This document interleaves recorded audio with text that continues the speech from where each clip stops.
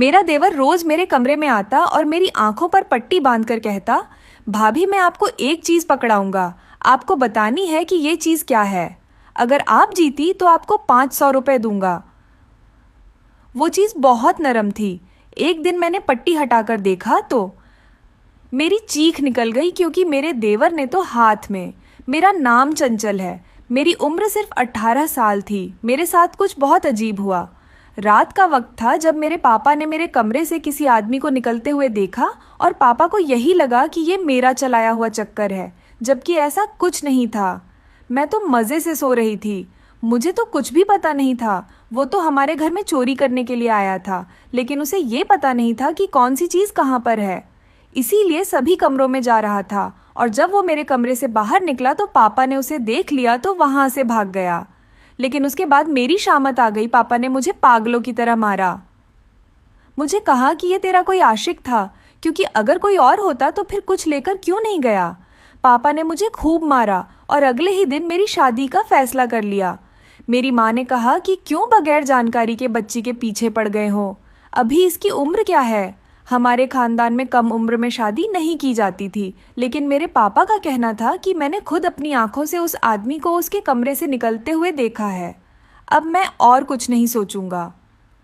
मैं बेगैरत इंसान नहीं, बल्कि इससे पहले कि ये कोई गुल खिला दे, वो आदमी इसके कमरे में था। फिर वो क्या कर रहा था? मेरा बाप एक दूसरे से इस किस्म की बातें कर रहे थे जैसी उन्होंने आज तक नहीं की थी। मेरे पापा को यकीन था कि मैं ही बदकिरदार हूँ और मैंने उसको घर पर बुलाया है। वो शख्स जो भी था, मेरी जिंदगी बर्बाद करने के लिए काफ़ी था। अगर मेरे साथ उसका चक्कर होता तो मैं इतनी पागल थी कि उसे घर पर बुलाती। मुझे पता था कि मेरे पापा बाहर सोया करते थे। अगर मेरा किसी के साथ चक्कर होता तो क्या मैं इतनी बेवकूफ़ होती? मेरे पापा ने ज़्यादा सोचा नहीं, जल्दी जल्दी में जो भी रिश्ता मिला उससे उन्होंने मेरी शादी कर दी। घर में मेरा एक पति, एक देवर और सास, एक छोटी सी ननद थी। लोग हमारे से काफ़ी गरीब और अनपढ़ जाहिल किस्म के लोग थे, क्योंकि एक लड़की उनके मोहल्ले के घर के सामने रहती थी जो मेरी दोस्त थी। उसने कहा कि ये तो बड़े अजीब से लोग हैं, उनके घरों में तो हर टाइम गाने बजाने की आवाज़ आती रहती है, और किसी की मोहल्ले में शादी होती है तो तुम्हारी होने वाली सास शादी में चली जाती है और अजीब से बेहुदा कपड़े पहनकर डांस करती है। इसे किसी की परवाह नहीं होती है। बेटे को माँ की फिक्र नहीं है, माँ को बेटे की फिक्र नहीं है, और उनकी बहन ने तो सारे मोहल्ले को फंसा रखा है। तुम वैसे गंदे लोगों में जाओगी, तुम्हारी जिंदगी बर्बाद हो जाएगी। मैंने कहा कि मैं क्या कर सकती हूँ, जिंदगी मेरी पहले ही बर्बाद हो गई है। मेरे बाप ने मुझे जानवरों की तरह मारा। वो मेरी शादी करवाना चाहते हैं। घर में कोई बात नहीं हुई, मेरी माँ भी बेबस हो गई और मेरी शादी करवा दी। उसका नाम रोशन था, मेरा पति का। मेरे साथ रवैया ठीक था। हम लोगों ने कहा कि सादगी से शादी करना है। लोग भी मान गए, क्योंकि वह भी खर्चा नहीं करना चाहते थे, इसीलिए ऐसे में शादी हो गया। खानदान में कोई रस्म नहीं की गई। मैं 3 भाइयों की इकलौती बहन थी, लेकिन मेरी शादी इस तरह हुई थी कि जैसे किसी की मैयत है, और यह मेरे लिए मैयत थी। मैं जाना नहीं चाहती थी, लेकिन मेरी शादी करवा दी गई थी। जब मैं अपने कमरे में बैठी अपने पति का इंतज़ार कर रही थी तो वहाँ पर कुछ बहुत अजीब हुआ। मेरे पति की जगह मेरा देवर कमरे में आ गया और मैंने कहा कि तुम यहाँ पर क्या कर रहे हो? उसने कहा कि फिक्र ना करें, आपकी शादी मेरे भाई के साथ हुई है। मैं तो इस कमरे में सोने के लिए आया हूँ। मैं हैरान रह गई कि इसके यहाँ पर क्या काम है। मैंने कहा, किस किस्म की बातें कर रहे हो? तो वो हंसने लगा और उसने कहा कि मैं मजाक कर रहा हूँ, मैं यहाँ पर सोने के लिए क्यों आऊँगा? मुझे तो ऐसी कोई चीज़ देखने का शौक नहीं है। मैं हैरान थी कि यह लड़का किस किस्म की फिजूल बातें कर रहा था। वैसे मैंने आपको ये बताने आया था कि भाई आपको दोस्तों के साथ बैठे हैं, 2 घंटे देर से आएंगे। अब आपने सोना है तो सो जाओ, अगर नहीं सोना है तो मैं 2 घंटे आपके साथ बैठ जाता हूँ, हंसी मजाक कर लेंगे। मैंने कहा मुझे नींद आ रही है, जबकि मुझे बिल्कुल भी नहीं आ रही थी, लेकिन मैंने झूठ बोला था क्योंकि मैं नहीं चाहती थी कि उस कमरे में वह 2 घंटे मेरे साथ बैठे। उसका यहाँ क्या कम था? उसने कहा कि आप 2 घंटे बंद कर लेना, मुझे आपसे बहुत सारी बातें करनी है। एक तो भाई है हमारा, और भाभी देवर का रिश्ता बहुत अच्छा होता है। मेरे दिल में सोचा कि भाभी और देवर भाभी आग और पानी का रिश्ता होता है, लेकिन इस बेवकूफ़ को मैं क्या समझाऊं। मैंने कहा मुझे नींद आ रही है और मेरे सोने की एक्टिंग की। वह वहां से चला गया और मैंने सुख का सांस लिया। मैंने सोचा कि मेरे दोस्त ये कह रही थी उन लोगों को किसी का लिहाज नहीं था। ये बात बताने के लिए मेरे नंद भी तो आ सकती थी। मेरा पति 2 घंटे बाद आया। मुझे नींद कहाँ आ रही थी। वह कमरे में आया, लेकिन मेरा पति का रवैया ठीक था। ठीक से मतलब मेरा यही है कि जैसा होना चाहिए था वैसा ही था। शुक्र है कि उसने कोई ऐसी बात नहीं की। बाकी मैं उसकी बीवी थी, उसकी मुझसे मोहब्बत की शादी नहीं थी। मेरा इस हवाले से लिहाज करता और उसने लिहाज किया भी नहीं, और मेरी ज़िंदगी की शुरुआत वैसे ही हुई थी जैसे ज़्यादातर लड़कियों की ज़िंदगी की शुरुआत होती है। घर में वाकई बहुत बेशर्मी थी। पूजा पाठ का तो कोई पता नहीं था, और कपड़े भी बहुत अजीब तरीके से पहनते थे। मेरी ननद भी अजीबोगरीब किस्म के कपड़े पहनती थी और सुबह सुबह मोहल्ले में निकल जाती थी कि अपनी सहेली के घर जा रही हूँ।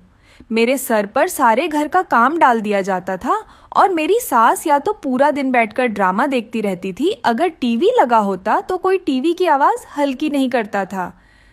एक दिन मेरा देवर मेरे पास आया और उसने कहा कि आप आंखें बंद करें, मैं आपको एक चीज़ पकड़ाऊंगा। आपको बताना है कि ये चीज़ क्या है। अगर आपने सही कहा तो मैं आपको 500 रुपये दूंगा। मैंने कहा कि मुझे इस तरह की कोई गेम खेलने की ज़रूरत नहीं है, और उसे वहाँ से भगा दिया। लेकिन फिर मेरे पति ने मुझे खर्चा देने से इनकार कर दिया। उसने कहा कि मैं तुम्हें खर्चा वगैरह नहीं दे सकता। तुम्हें जो चीज़ चाहिए होगी वो घर में मिल जाएगी। खाना वगैरह घर में बनता है, टीवी सारे एक साथ बैठकर देखते हैं, इसीलिए मोबाइल रखने की ज़रूरत नहीं है। बाकी अभी तुम्हारे सारे कपड़े हम लोगों ने नए बनाए हैं। जब कपड़े खराब होंगे तो मिल जाएंगे। रही बात, मौसम के कपड़ों की माँ हर महीने 2 सूट बना देती है। तुम्हारे भी बना देगी, उनको अपनी पसंद बता देना। मुझे पहले ये बात ठीक लगी, लेकिन पति का भी बीवी को खर्च ना देना कोई अच्छी बात नहीं थी। ये उसका फ़र्ज़ है, और उसने पहले ही इस पर से हाथ धो लिया था, जबकि ये फ़र्ज़ तो उसे सारी ज़िंदगी निभाना था। ये कोई अच्छी बात नहीं थी। मुझे उसे रोकना चाहिए था, काबू में रखना चाहिए था। मैं उसकी बीवी थी, मुझे उसे अपने काबू में रखना चाहिए था, लेकिन मुझसे यह नहीं होगा, और मैं खामोश हो गई। उसके बाद जब मेरा देवर दोबारा मेरे पास आया तो मैंने कहा कि 500 कमाने का मौका क्यों छोड़ूं। मैंने कहा कि बताओ क्या करना है। वैसे ही उसका दिमाग बच्चों वाला था। वो ज़रूर मुझे कोई बच्चों वाला गेम खिलाने वाला था। उसने कहा कि मैं आपकी आंखों पर पट्टी बांध दूंगा और आपके हाथ में एक चीज़ थमा दूंगा। आपने मुझे बताना है कि वो चीज़ क्या है। मैंने कहा कि अच्छा ठीक है। उसने मेरी आंखों पर पट्टी बांध दी और मुझे कहा कि हाथ आगे करो। उसने कहा कि भाभी, अगर आप बता ना पाई तो फिर आपको मुझे पैसे देने पड़ेंगे। मैंने ये नहीं बताया कि मेरे पास 1 रुपया भी नहीं था। मैंने सोचा कि ज़्यादा से ज़्यादा क्या चीज़ होगी। मेरी आंखों पर पट्टी बांधे और मेरे हाथों में थमा दी। मैंने जब उस चीज़ को पकड़ा तो मुझे बहुत अजीब लगी थी। चीज़ काफ़ी नरम नरम थी, लेकिन समझ नहीं आ रहा था कि क्या है। वो मुझे बार बार पूछ रहा था कि बताओ बताओ क्या है। मैंने कहा कि मुझे नहीं पता, मैं हार गई। मैंने अपनी आंखों से पट्टी हटाई। कुछ नहीं था। मैंने कहा कि क्या था। उसने कहा कि मैं आपको ये नहीं बता सकता, लेकिन अब आप शर्त हार गई है, इसीलिए आपको मुझे 500 देने होंगे। मैंने कहा कि मेरे पास पैसे नहीं हैं। उसने कहा कि चलिए कोई बात नहीं, जब आपके पास पैसे हो आप मुझे बता दीजिएगा। मैंने कहा कि ठीक है। मुझे अफसोस हुआ कि मैं अब भी समझ नहीं पाई कि क्या चीज़ थी। एक दिन मेरा देवर फिर से मेरे पास आ गया और उसने कहा कि अगर आज आप जीत गई तो आपको पैसे नहीं देने होंगे। मैंने कहा कि ठीक है, और अगर आप हार गई तो आपको 1000 रुपये देने होंगे। मैंने कहा मैं दोबारा कोशिश करने को तैयार हूँ। उसने फिर मेरी आंखों पर पट्टी बांधी और फिर से मेरे हाथ में वो चीज़ दे दी। वो चीज़ थोड़ी गीली थी। मैंने काफ़ी देर लगा दी, लेकिन मुझे फिर भी समझ नहीं आ रहा था।